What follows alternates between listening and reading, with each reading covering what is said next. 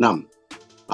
Ndugu wa Tanzania wenzangu, leo tunalazimika kuzungumza nanyi kwa udharura baada ya kuona kuchelewa kwa mamlaka zinazohusika katika kuchukua hatua kwa mambo ambayo tulikuwa tumependekeza yanayotokana na kupanda kwa bei ya mafuta, diesel, petroli na mafuta ya taa.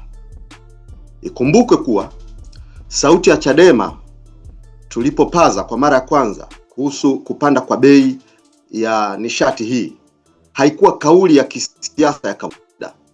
Ilikuwa ni kauli iliyotoa onyo la kitaalamu lililobeba ushahidi mzito kwamba mgogoro wa bei ya mafuta nchini si ajali ya kimataifa peke yake. Bali ni matokeo ya moja kwa moja ya udhaifu wa kimfumo, uzembe wa kisera na ukosefu wa uongozi wenye uhalali wa kweli mbele ya umma.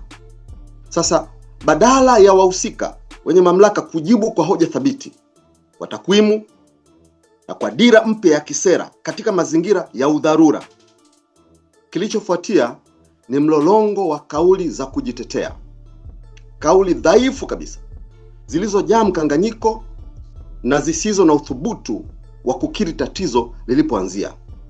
Na ukweli ni kwamba kauli zilizotolewa hazionyeshi watu wanaotafuta suluhisho, bali ni kujaribu kujilinda kisiasa mbele ya hasira ya umma.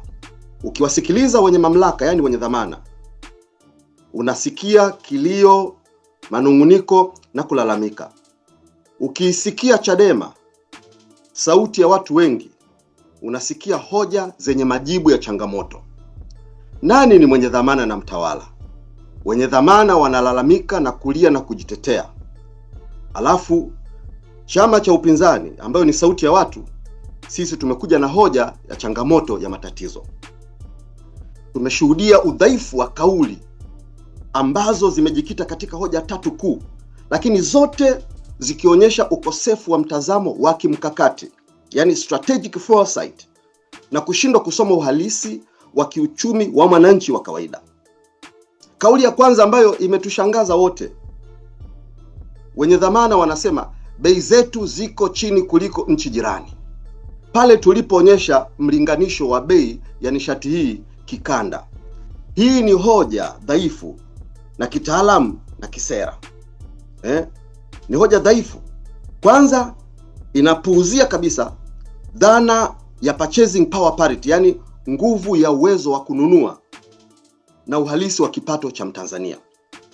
Pili, bei hii inaweza kuwa chini kwa kipimo cha ramani ya kikanda, lakini bado ikawa juu mno kwa uwezo wa mwananchi, na tulitoa kwa uwiano na kwa kuonyesha kitakwimu kwamba bei za majirani zetu, pamoja na gharama kubwa ya kusafirisha wakiwa wanatumia bandari ya Dar es Salaam, bei za wenzetu zipo chini. Na tatu, kwenye hoja hii ya kwamba bei zetu ziko chini kuliko nchi jirani kama ambavyo wenye mamlaka wanajitetea, hii ni tafsiri ya kiuchumi isiyo na hisia za kijamii, yani ile social sensitivity deficit. Wanashindwa kubeba ile hisia na hali halisi ya jamii ya kwamba wamelemewa na bei ambayo imewekwa sokoni. Kwa hakika hoja hii inaonyesha uongozi unaojilinganisha na majirani badala ya kujilinganisha na hali ya wananchi wake, hivyo kukosa dira ya maendeleo jumuishi. Hoja ya pili ambayo walilalamika na kujitetea, soko la dunia ndio chanzo, kupanda kwa gharama katika soko la dunia. Ndiyo, ni kweli, lakini si chanzo pekee yake kinachotokea kwa mlaji wa mwisho.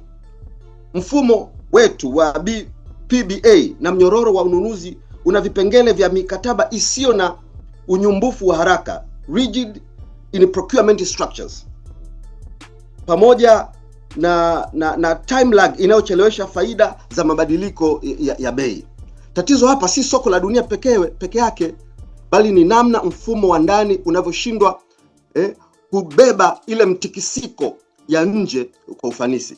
Kwa kutumia hoja hii kama msingi mkuu, wenye mamlaka inaonekana wanashindwa kubeba dhamana ya uwajibikaji na wanahamisha lawama nje. Lakini hoja nyingine ambayo wenye mamlaka wamejitetea nayo ni msimamo kwamba serikali inadhibiti bei kupitia EWURA. Jambo hili la udhibiti wa bei ni kweli, ndio udhibiti huu umekuwa ni wa kikanuni zaidi kuliko wa kimkakati. Ukweli ni kwamba